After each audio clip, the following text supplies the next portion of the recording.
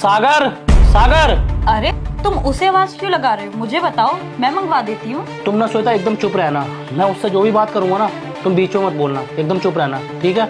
हुआ क्या है मुझे तो बताओ। अरे श्वेता तुम ना चुप रहना, मैं तुम अभी ना सब समझा दूंगा, बस तुम चुप रहना। जी मालिक, आपने मुझे बुलाया? हाँ सागर, मैंने तुम्हें बुलाया है। अच्छा तुम एक बात बताओ, मैं तुम्हें पगार कितनी देता हूँ? मालिक 12,000 रुपये। क्यों मालिक, क्या हुआ? मुझसे कोई गलती हो गई क्या? नहीं नहीं सागर, तुमसे कोई गलती नहीं हुई है, लेकिन अब से ना तुम्हें 12,000 रुपये सैलरी की जगह ना तुम्हें 20,000 रुपये मिलेंगे।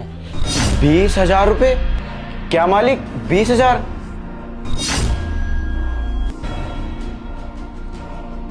पर ऐसा क्यों मालिक? सागर, बात दरअसल ये है कि अगर मैं तुम्हें 20,000 रुपये दूंगा ना तो मुझे 50,000 रुपये का फायदा होगा।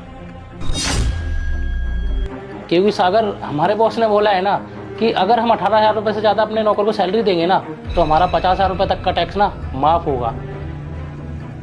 और अगर मैं तुम्हें 20,000 रुपये सैलरी नहीं दूंगा ना तो वही पैसा मुझे वहाँ पर टैक्स में भरना पड़ेगा। इससे अच्छा तो यही है ना कि मैं तुम्हें 20,000 रुपये सैलरी दूँ और 50,000 रुपये का मुनाफा कमाऊँ। ठीक है सागर, समझ में आ गया ना? अब से तुम्हारी सैलरी ना 20,000 रुपये हो गई है। चलो अब जाओ, अपना काम करो। बहुत बहुत धन्यवाद साहब। सजेश, तुम कहाँ जा रहे हो? बैठो। एक बात बताओ, ये सब चल क्या रहा है? मेरी तो कुछ समझ में नहीं आ रहा है। अरे श्वेता, क्या हुआ तुम्हें? इतना गुस्सा क्यों किए जा रही हो? तुमने उसकी सैलरी 12,000 से 20,000 रुपए कर दी, डबल के आसपास, और उसके बाद तुम मुझसे पूछ रहे हो क्या हो गया? अरे ऐसे कैसे तुम उसकी सैलरी बढ़ा रहे हो? ऐसा उसने कौन सा काम कर दिया जो तुमने उसकी सैलरी 12 से 20,000 रुपए कर दी? और ये टैक्स का क्या इशू है? तुम किसे पागल बना रहे हो? ऐसे करने से कौन सा टैक्स बचता है? अरे श्वेता, ये बात तुमको पता है ना कि ऐसा करने से कोई टैक्स नहीं बचता, और ये बात मुझे भी पता है, लेकिन ये बात ना सागर को नहीं पता। देखो, तुम करना क्या चाहते हो मुझे अभी तक कुछ समझ नहीं आया। क्या तुम मुझे समझाओगे, बताओगे ये सब चल क्या रहा है घर में? ठीक है, मैं तुम्हें समझाता हूँ। एक्चुअली बात यह है ना कि सागर को ना पैसे की ना बहुत ज़्यादा ज़रूरत थी, तो मैंने ना उसकी पगार बढ़ा दी ताकि उसको पता ना चले। अच्छा ठीक है, लेकिन तुम्हें कैसे पता चला कि सागर को पैसों की जरूरत है? कल मैं जब ऑफिस से घर आया था ना। ये मम्मी क्यों कॉल कर रही है? हेलो, क्या? ये भी नौकरी चली गई शिवम भैया की?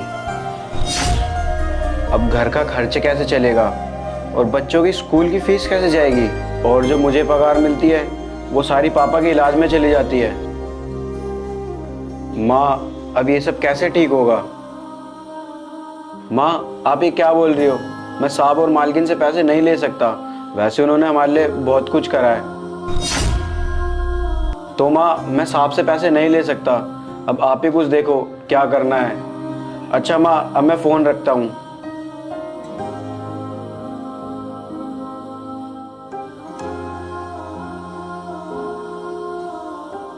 इसलिए श्वेता मैंने उसकी पगार बढ़ाई ताकि उसकी मदद हो सके।